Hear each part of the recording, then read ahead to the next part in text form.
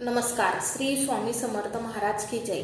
आपण आपले जीवन जगत असताना रोजचे आपण काहीतरी काम करीत असतो. मग त्या कामामध्ये आपल्याला काहीतरी अनुभव हा नक्कीच मिळतो. आपण जर हे काम करीत असताना सजग राहिले तर त्या अनुभवातून आपण दुसऱ्या दिवशी किंवा आपल्या पुढील जीवनामध्ये अनेक चांगली कामं करू शकतो. मग अनुभवातून शिक्षण आपण एका बोधकथेच्या माध्यमातून मी तुम्हाला सांगणार आहे. बघा, एक व्यापारी होता. त्याचं धान्याचं कोठार होतं. त्या कोठाऱ्यामध्ये खूप धान्याची पोतं होती.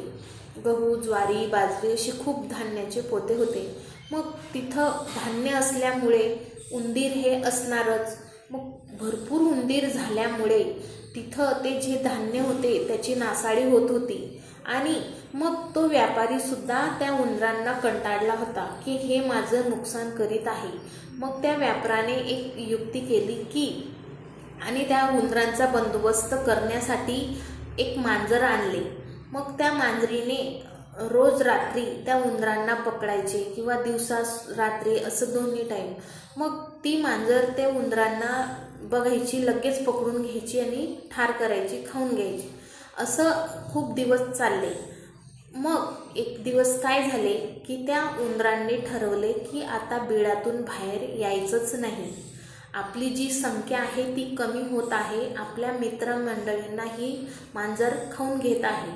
मग बरेच दिवस झाले त्या बिळातून उंदीर बाहेर आलेच नाही.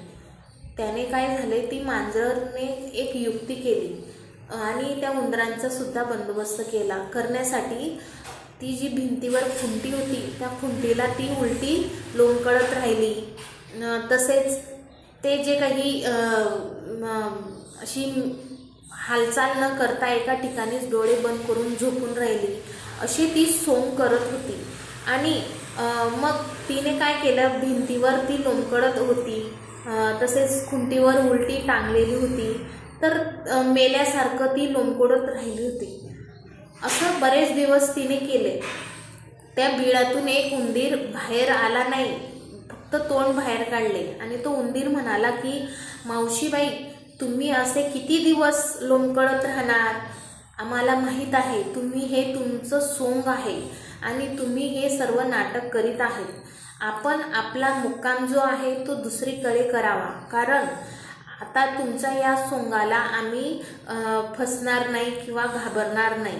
बघा, या बोधकथेवरून एवढेच तात्पर्य निघते की आपल्या जीवनामध्ये जे अनुभव येत असतात ते अनुभवाने शहाणे झाले